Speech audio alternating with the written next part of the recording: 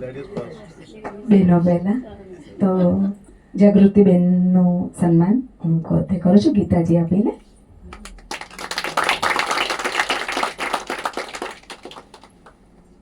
અલકાબેન પંચોલી,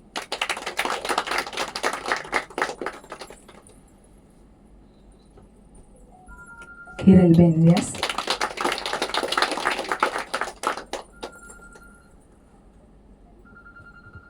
અશ્વિન દેવભાઈ ભટ્ટ. કાયમ નામમાં ભૂલ થાય પણ આજે બહુ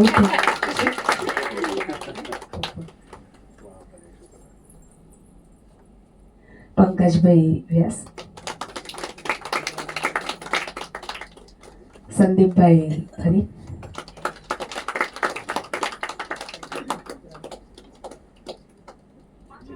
જગદીશભાઈ. સર્વ સિંગરનો રિક્વેસ્ટ કરીશ કે બંસરી માટે 2 વાક્ય કે આ અઘરું કામ સોંપી દીધું. મને બોલતા નથી આવડતું, બસ ગાવાનું છે તો હું ગાઈ લઉં, પણ હવે સોંપી દીધું છે તો એક 2 શબ્દો કહી દઉં છું કે બંસરી ગ્રુપમાં સૌથી પહેલા તો હું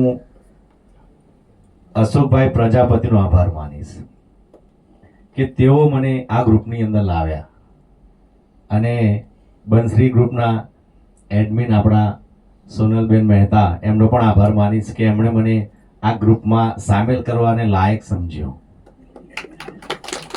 અને ત્રીજો આભાર આપ સૌનો કે બંસરી ગ્રુપમાં જે ઓડિયન્સ તમને મળે છે એ કલાકારને શું જોઈએ? ઓડિયન્સ જોઈએ, સારું ઓડિયન્સ, એમને સાંભળનાર, શાંતિથી સાંભળે, એમની સિંગિંગની કદર કરે. બીજા બધા ગ્રુપોમાં હું જઉં છું ગાવા માટે, પણ ત્યાં કેવું હોય છે, સમજો કે આજે 8 સિંગર છે તો ઓડિયન્સમાં કદાચ વધીને 4 જણા બીજા હોય વધારે, બરાબર છે? અને 8 સિંગરો એટલે 15 જણા હોય અંદર, એટલે આપણને ગાવાની પણ એટલી બધી મજા ના આવે. જ્યારે અહીંયા બંસરી ગ્રુપમાં કેવું છે, સિંગર 1 હોય કે 2 હોય, ઓડિયન્સ તમને ફૂલ મળી રહે, અને એ જ આ બંસરી ગ્રુપની ખાસિયત છે. એટલે હું પોતે પણ મારી જાતને એ માનું છું કે બંસરી ગ્રુપમાં મને એડ કર્યો, અને હું આપ સર્વની સામે કંઈક રજૂ કરી શકું છું. એ માટે આપ સૌનો પણ ખૂબ ખૂબ આભાર. Thank you.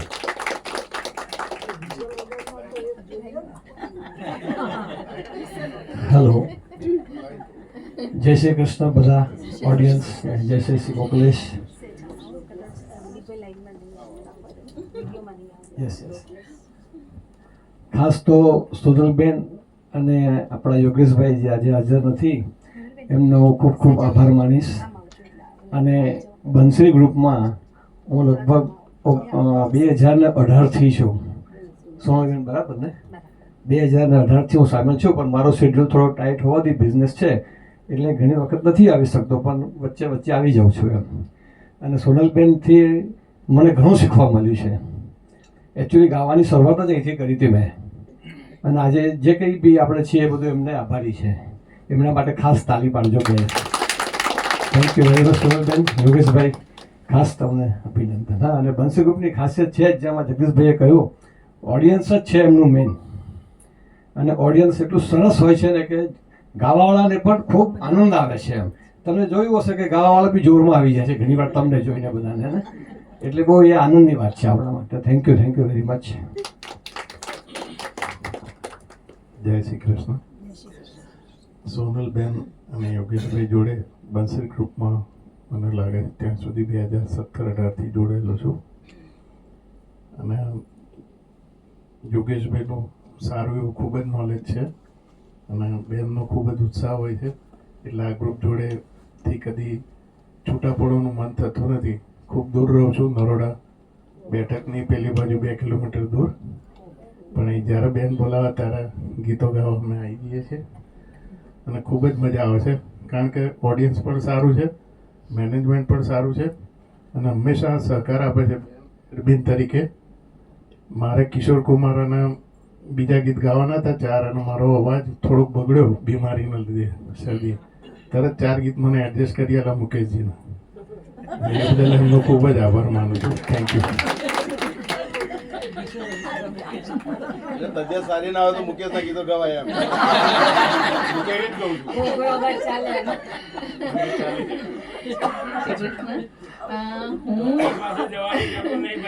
સોનલબેન, આમ તો સોનલબેન અને યોગેશભાઈ જોડે વર્ષોથી પરિચિત છું.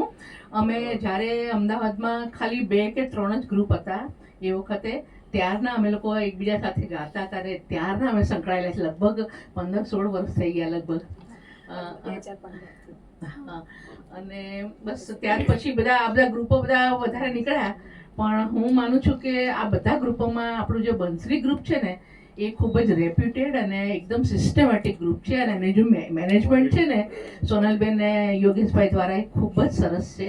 અને હું છે ને સંજોગો વસાત આમ વારંવાર આવી નથી શકતી, તેમ છતાં પણ એમણે મને મારું સન્માન કર્યું એ બદલ એમનો ખૂબ ખૂબ આભાર. અને બસ છેલ્લે હું એટલું જ કહીશ કે બંસરી ગ્રુપ ખૂબ જ આગળ વધે અને બસ એમની ખૂબ જ નામના થાય એ પ્રભુને પ્રાર્થના છે. Thank you. જય શ્રી કૃષ્ણ. સોનલબેન અને યોગેશભાઈનો ખૂબ ખૂબ આભાર અને બંસરી ગ્રુપનો આભાર. બીજા 2 શબ્દો બોલતા નથી હતા, હું મિસ્ટરને કહું બોલશે. અહીં ગાવાનું કહો તો ગવાય, બાકી બોલતા નથી. આવો પંજોલીભાઈ, અલકાબેનની ઈચ્છા છે કે બંસરી માટે એમના બદલે તમે બોલો.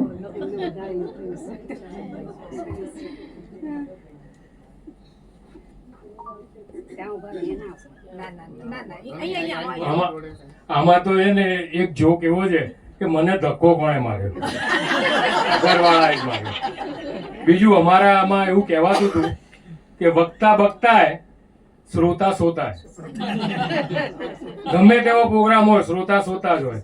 પણ આ બંસરી ગ્રુપની અંદર, આ ગાવાની અંદર, પ્રોગ્રામની અંદર કોઈ દિવસ મેં કોઈ શ્રોતાને ઊંઘતો જોયો નથી.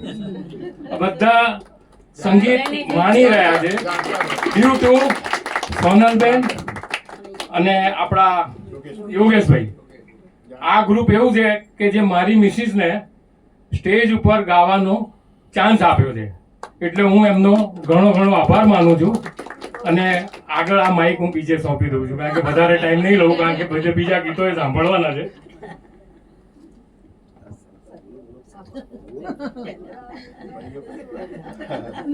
હરિઓમ, જય શ્રી કૃષ્ણ. હું છેલ્લા કંઈક ગયા વર્ષથી જ બંસરીમાં જોડાયો અને જોડાવાનું કારણ મારા વિદ્યાર્થીની હિરલબેન વ્યાસ, જે મને આ બધી દુનિયામાં લઈ આવ્યા. બાકી આ દુનિયાની મને ખબર નહોતી, કારણ કે હું તો મારું જ કરતો હતો. અહીં આવીને જોયું મેં કે બધા સરસ ગાય છે, બધા સરસ સાંભળે છે. તો પહેલો નિયમ છે કે સારા શ્રોતા હોય તો એમાંથી સારા કલાકારો નીકળે. પહેલાં સાંભળતા શીખીએ અને પછી ગાતા શીખીએ, એ કેવો નિયમ છે. તો બંસરી ગ્રુપની અંદર બહુ સરસ એક ડિસિપ્લિન છે. અને ડિસિપ્લિનમાં કેવું છે કે એક છે કડક સ્વભાવના અને એક છે મૃદુ સ્વભાવ.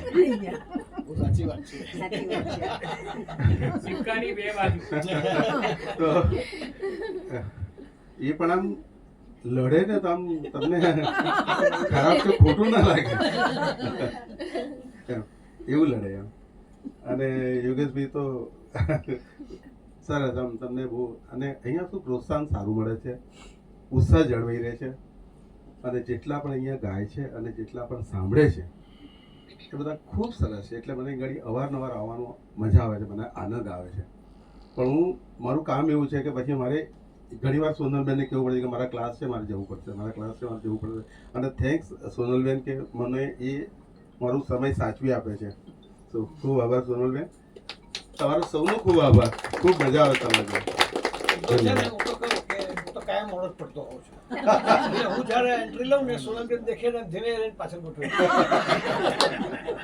કારણ કે એમને ખબર છે અમારો ઓફિસ ઘરે જઈએ સાઉથ ઉપર રહું છું, ત્યાંથી મારે પાછું સ્ટુડિયો ગમે તે જગ્યાએ.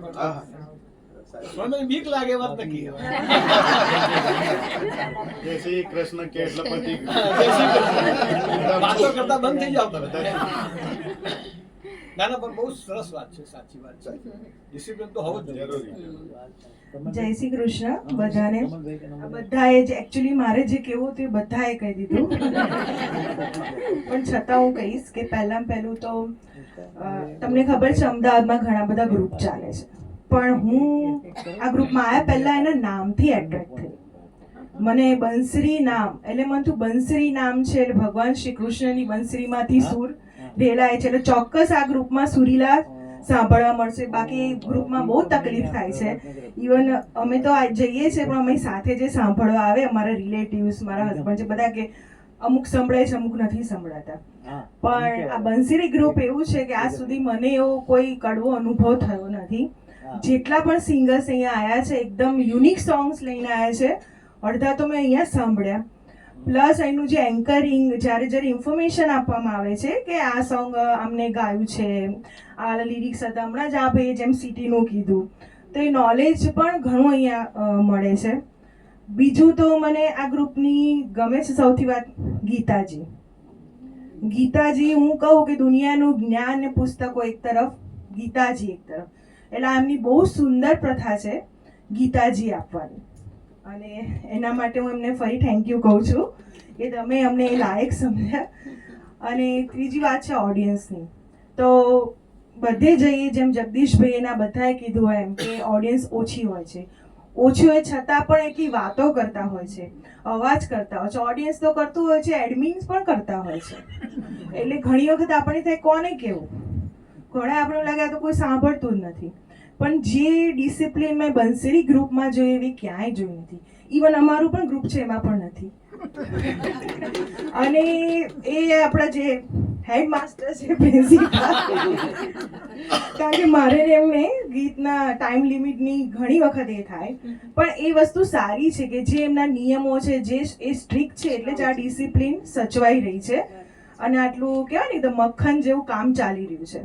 અને મારી આ ગ્રુપને ખૂબ ખૂબ શુભેચ્છાઓ કે આવી રીતે જ આ ગ્રુપ આગળ વધે, ખૂબ ખૂબ વધતું રહે, સારા સારા સિંગર્સ આવે, સાંભળવા મળે, ગાવા મળે. Thank you. અમારા વિશે તમે કંઈ કહી દો.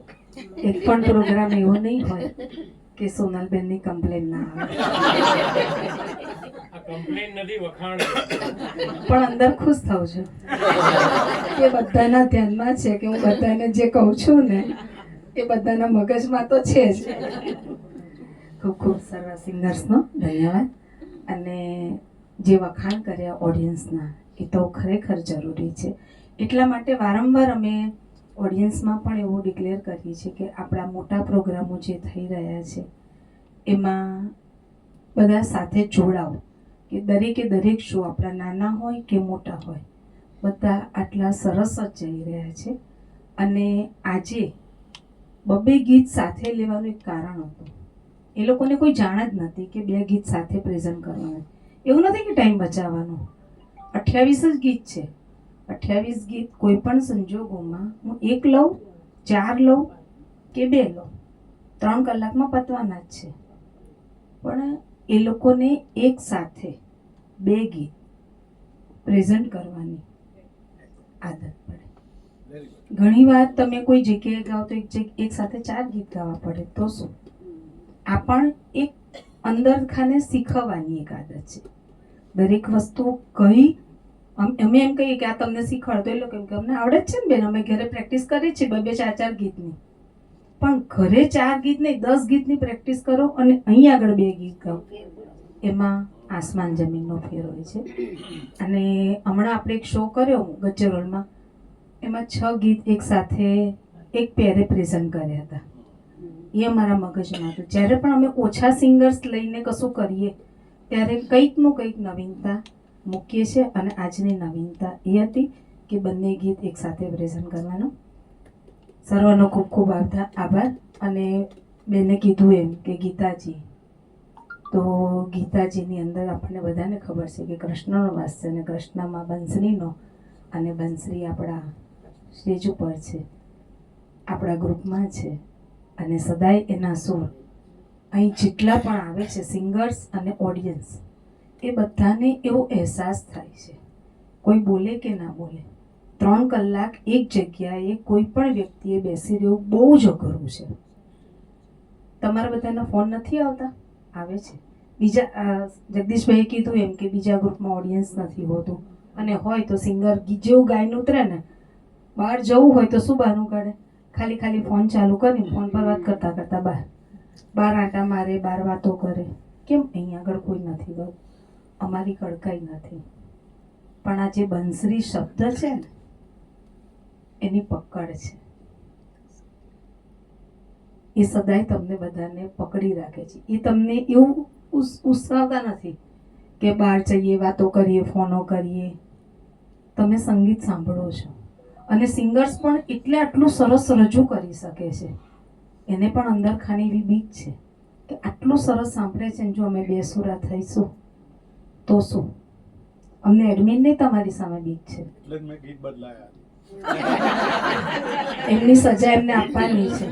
સવારે 11 વાગે મને ફોન કરીને કે બેન ગીત બદલો. 1 ગીત ને 2 ની 4 ગીત, 4 ગીત લેવાના, ડાઉનલોડ કરવાનું, એનું એન્કરિંગ લખવાનું, એટલે આજે એમને ડબલ પેમેન્ટ આપવાનું છે. પણ આ બધું એકબીજાની સાથે આપણે બધા જ જોડાયેલા છે.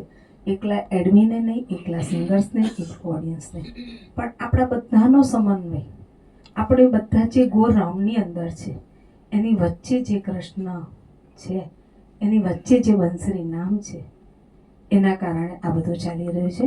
ખૂબ ખૂબ ધન્યવાદ. ને આગળ આપણે ગીતની શરૂઆત કરીશું.